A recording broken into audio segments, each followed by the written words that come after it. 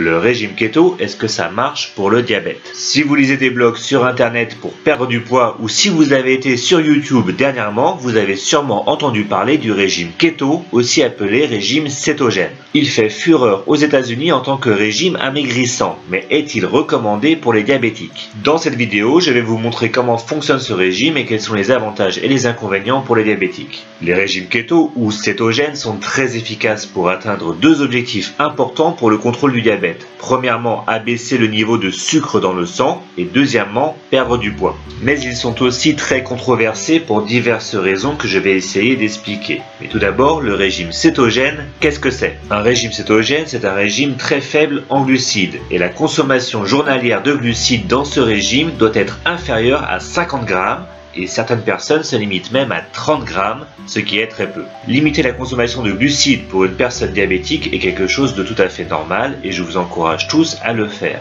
Mais il faut voir le régime keto comme la version extrême d'un régime faible en glucides. La quantité de glucides ingérée dans le régime keto est en effet si faible que l'organisme change carrément sa façon de fonctionner. Dans une situation normale, le corps utilise majoritairement les glucides comme source d'énergie.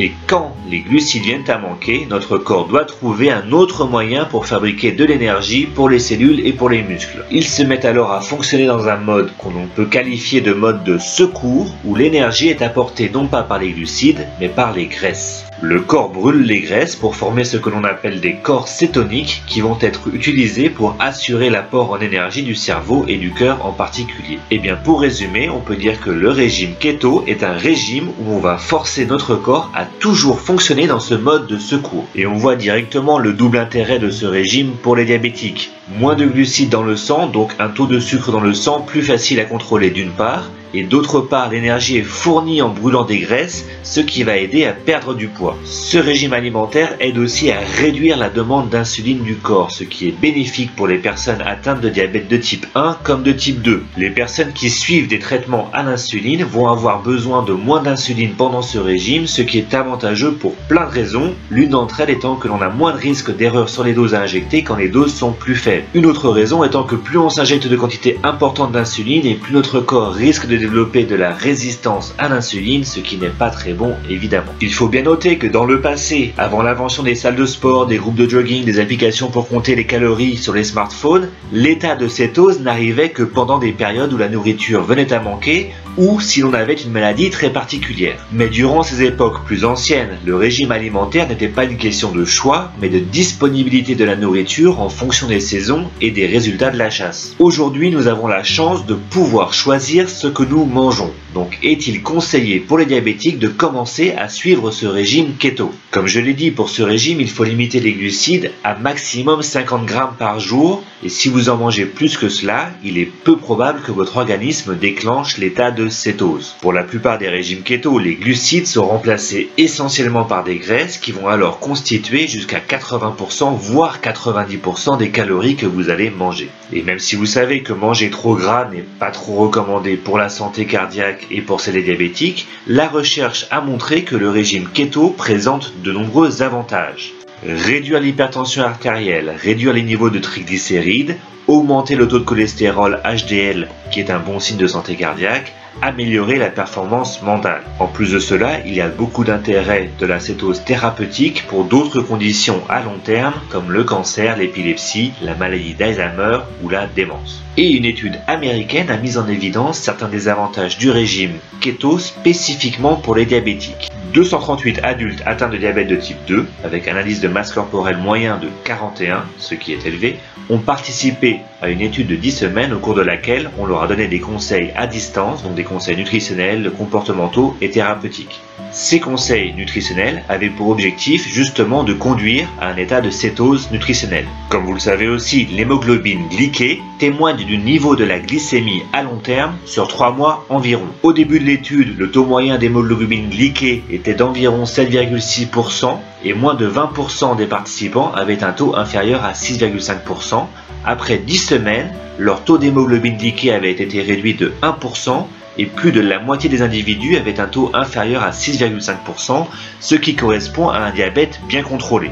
La très grande majorité des participants, donc presque 90% d'entre eux, prenaient au moins un médicament contre le diabète au début de l'étude. Et au bout de 10 semaines, plus de la moitié des individus avaient réduit ou carrément éliminé un ou plusieurs médicaments contre le diabète. Et leur masse corporelle a diminué de à peu près 7%. Il faut attendre bien sûr que d'autres études confirment ce très bon résultat, mais ces résultats préliminaires semblent indiquer qu'un programme individualisé administré à distance, basé sur une alimentation cétogène, peut être très efficace pour améliorer le contrôle glycémique et la perte de poids chez les adultes atteints de diabète de type 2, tout en diminuant de façon significative l'utilisation des médicaments. Alors en pratique, on mange quoi pendant un régime keto? Basé sur le fait que les glucides sont les macronutriments qui augmentent le plus le taux de sucre dans le sang, l'objectif principal d'un régime cétogène est de maintenir la consommation en glucides très faible avec des protéines modérées et une teneur très élevée en graisse. Les recommandations habituelles en France sont de répartir l'apport calorique comme suit: 50% pour les glucides, 35% pour les graisses et 15% pour les protéines. Pour le régime keto, il faut remplacer une partie des glucides par des graisses. Donc on monte l'apport en lipides à 80% et on fait baisser l'apport en glucides à seulement 5%.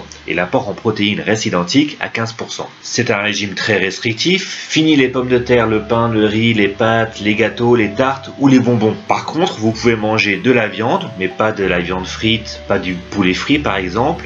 Vous pouvez manger du poisson, de la volaille, du fromage, des œufs, de la salade et des légumes, mais des légumes qui sont pauvres en amidon, comme ne pas manger par exemple les pommes de terre ou le maïs. Vous pouvez manger des olives, de l'avocat, du beurre, des huiles et des boissons sans sucre.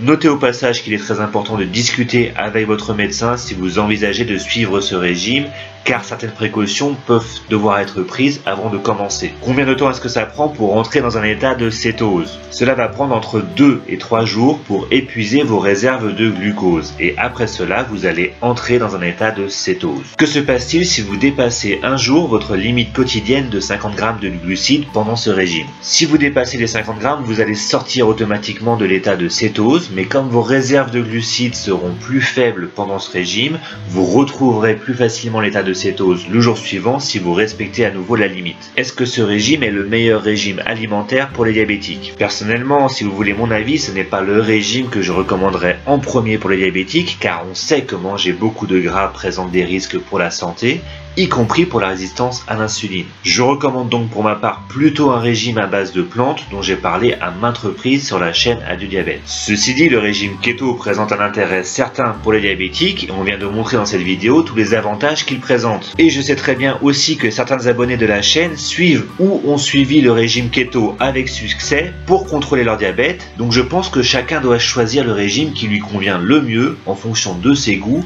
et de la réaction de son propre corps. D'ailleurs, si vous suivez ce régime keto, n'hésitez pas à partager votre expérience dans les commentaires, ça m'intéresse beaucoup et je pense que ça intéressera aussi d'autres personnes dans la communauté. Et comme toujours, merci de mettre un petit j'aime sous la vidéo et de vous abonner à la chaîne Adieu Diabète pour plus de vidéos sur comment mieux manger pour contrôler votre diabète. Bonne journée à tous et prenez bien soin de votre santé.